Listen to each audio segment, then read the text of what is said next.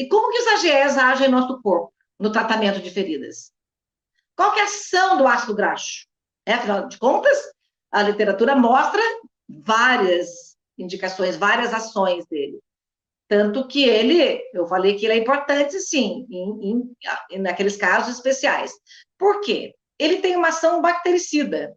Então, ele controla a carga microbiana que tem na lesão. O que é ação? Ele combate a bactéria. Então, ele tem uma ação bactericida. Ele faz esse controle. O controle da carga microbiana é importantíssimo a gente considerar na escolha do produto. O ácido graxo atua na membrana celular. Ele aumenta a permeabilidade da membrana celular. Então, como ele aumenta a permeabilidade da membrana celular, ele facilita a entrada de fator de crescimento que tem naquele exudato. Aquele exudato limpo de uma lesão boa é cheio de fator de crescimento, que são elementos que colaboram na mitose celular. Então, o ácido graxo também entra nessa questão da mitose celular, fazendo com que as células se proliferem, as células boas. E os ácidos graxos também estimulam a formação de vasos novos.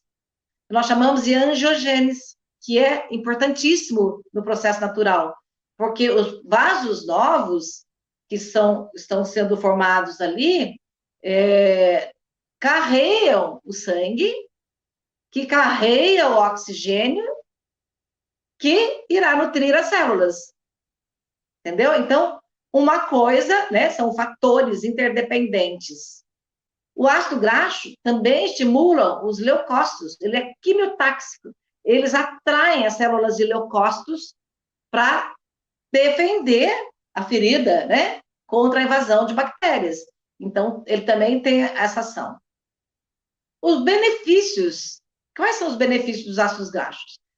A literatura fala que eles podem ser usados em qualquer fase da cicatrização, desde que seja uma fase natural e não tenha aqueles fatores locais de tipo tecido desvitalizado, as escaras que nós vamos ver. Então, desde que não tenha, eles agem em qualquer fase da cicatrização mesmo, principalmente na ausência desses tecidos. Eles auxiliam no desbridamento autolítico. Aí, eu tenho uma dica. Para eles auxiliarem no desbridamento autolítico, a ferida tem que estar numa umidade adequada. Porque se for uma ferida seca, resseca mais, daí ele não age no desbridamento autolítico. Por isso que o AGE é usado de uma ferida de moderada exudação alta, porque ele não leva hidratação e, consequentemente, não tendo hidratação, não tem desbridamento autolítico. O desbridamento autolítico só ocorre em meio úmido, que é a umidade que faz com que ocorra o desbridamento autolítico.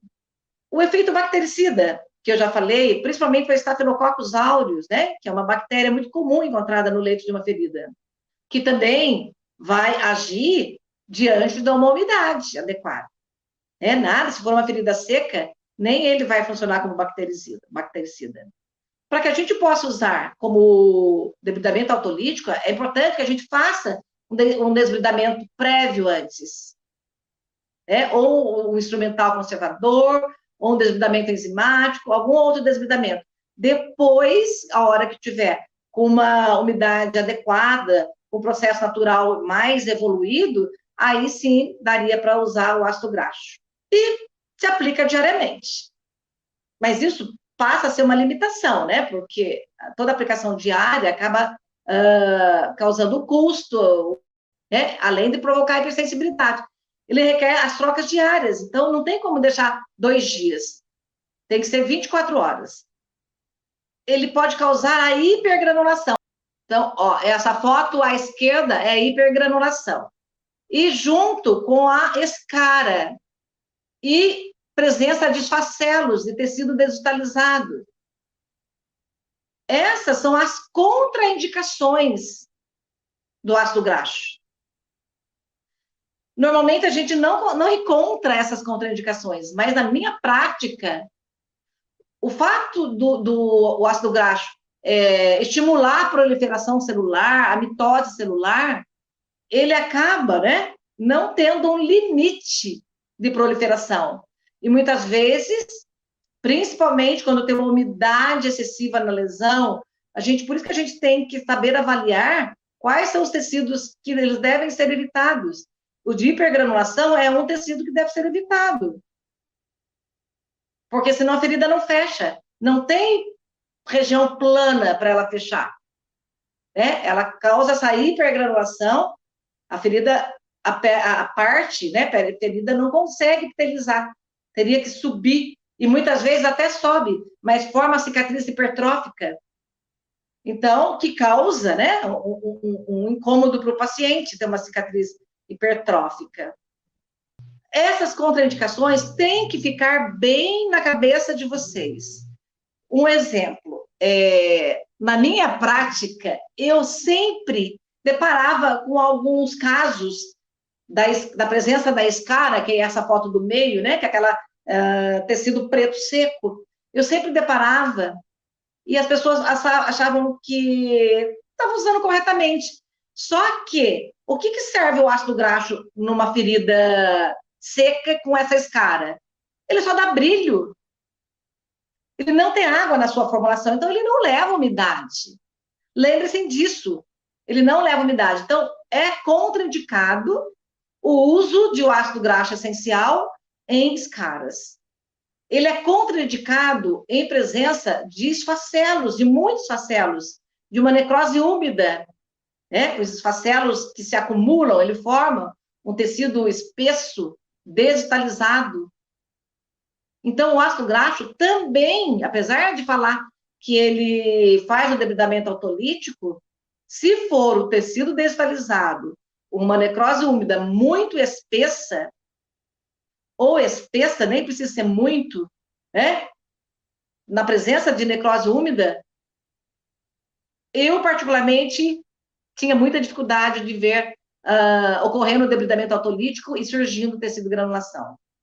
Então, a minha indicação, quando, né, nós fomos reunir para que a gente pudesse padronizar os curativos, então, e sempre no guia prático, que a gente criou também criei um guia prático no trabalho, os ácidos graxos eram indicados na presença dessa granulação e de epitelização e contraindicados nessas situações de hipergranulação, que talvez o que possa ter provocado a hipergranulação, o próprio ácido graxo, que não teve controle na mitose celular. E no tecido desvitalizado, e na escara. Então, isso está bem claro no guia prático que a gente colocou lá. Gente, então, eu acho assim, como hidratante, eu não observei também, na minha prática, nenhum efeito benéfico dele. Então, gente, por favor, parem de prescrever ácido graxo para ferida com tecido desvitalizado. Parem de passar a GE como creme hidratante, como hidratante. Ele não é. Após o banho, ele mantém a hidratação. Ok? Então, eu observo a escassez de trabalho sobre o uso do ácido graxo essencial, principalmente em relação às contraindicações. E esse tema, né, o uso do ácido graxo essencial, ainda carece de muitas pesquisas. Tá bom? Então, bora lá fazermos pesquisa. O efeito do ácido graxo. Eu até conheço um grupo que está fazendo, né? Estou super curiosa para saber do resultado desse trabalho. Vai ser um trabalho agora realizado como um TCC.